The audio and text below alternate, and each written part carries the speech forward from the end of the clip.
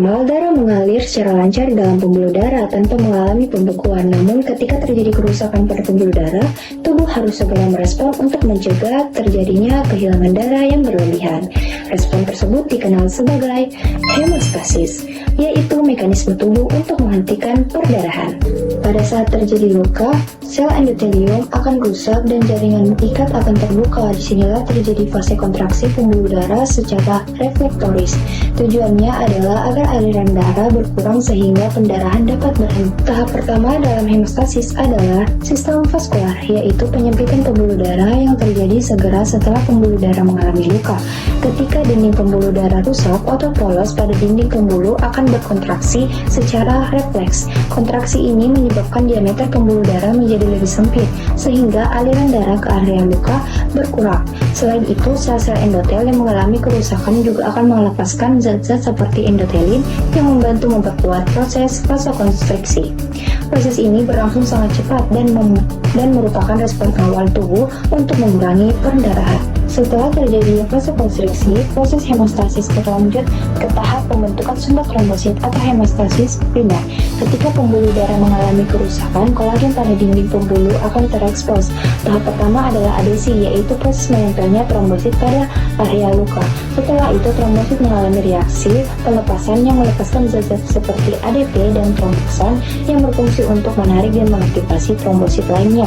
Selanjutnya terjadi agregasi, yaitu proses pengumpulan dan perlekatan antar trombosit sehingga terbentuk sumbatan trombosit. Setelah terjadi vasokonstriksi, proses hemostasis berlanjut ke tahap hemostasis primer, yaitu pembentukan sumbat trombosit.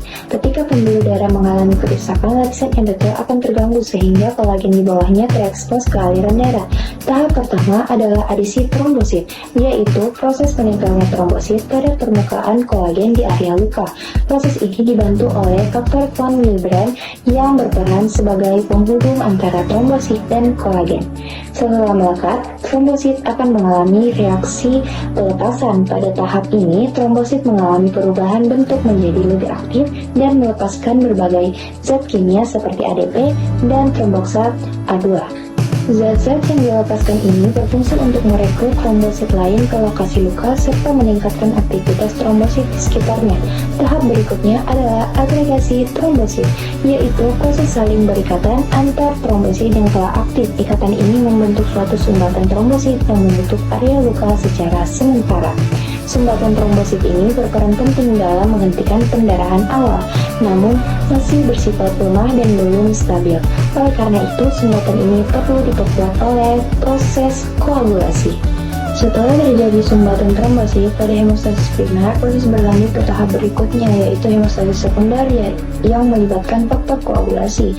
Faktor koagulasi merupakan protein dalam darah yang sebagian besar diproduksi di hati dan berada dalam keadaan tidak aktif. Ketika terjadi luka, faktor-faktor ini akan diaktifkan secara berurutan dalam suatu reaksi berantai untuk memperkuat sumbatan trombosit yang telah terbentuk.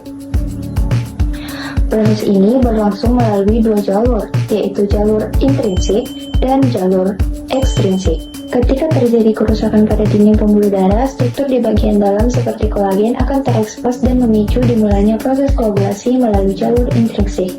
Proses ini diawali dengan aktivasi faktor 12 yang dikenal sebagai faktor Hageman. Aktivasi ini terjadi akibat kontak langsung antara darah dengan permukaan kolagen atau permukaan yang tidak normal. Faktor 12 yang telah aktif kemudian mengaktifkan faktor 11 sehingga reaksi berlanjut secara berantai. Selanjutnya faktor 11 aktif dan mengaktifasi faktor 9. Pada tahap berikutnya, faktor 9 aktif tidak bekerja secara mandiri, melainkan membentuk kompleks dengan faktor 13 sebagai kofaktor, serta didukung oleh ion kalsium dan fosfolipid dari trombosit. Kompleks ini berperan penting dalam mengaktifasi faktor 10, yang merupakan titik pertemuan antara jalur intrinsik dan jalur ekstrinsik.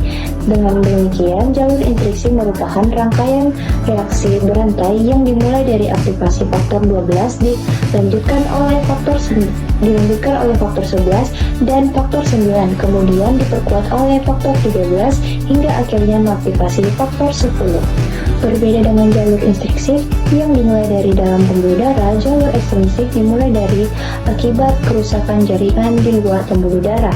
Ketika jaringan mengalami luka, sel-sel yang rusak akan melepaskan suatu zat yang disebut faktor jaringan atau tromboplastin, yang dikenal sebagai faktor 3.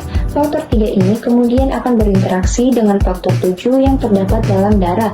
Dengan bantuan ion kalsium, keduanya membentuk suatu kompleks yang aktif. Kompleks antara faktor 3 dan faktor 7 ini memiliki peran utama, yaitu mengaktifasi faktor 10. Aktivasi faktor 10 ini menjadi tahap penting karena merupakan titik pertemuan antara jalur ekstrinsik dan jalur intrinsik sebelum proses berlanjut ke jalur bersama. Oleh karena itu, jalur ini berperan sebagai respon awal tubuh dalam menghentikan perdarahan saat terjadi kerusakan jaringan. Setelah faktor 10 aktif, proses masuk ke jalur bersama. Pada tahap ini, faktor 10 akan bekerja sama dengan faktor 5, kalsium, dan trombosit untuk membentuk kompleks yang dapat mengubah protombin menjadi trombin. Trombin kemudian mengubah fibrinogen menjadi fibrin. Nah, fibrin inilah yang akan membentuk benang-benang halus yang disebut dengan filamen fibrin. Filamen fibrin akan saling menyusun seperti jaring, lalu menangkap sel darah dan trombosit di sekitarnya. Jaring ini yang akan membentuk mukuan darah. Namun, pada awalnya fibrin masih lemah. Oleh karena itu, faktor 13 akan memperkuat dan menstabilkan jaring fibrin tersebut sehingga menjadi lebih kuat dan tidak mudah rusak. Dengan terbentuknya jaring fibrin yang stabil, maka perdarahan dapat dihentikan secara efektif.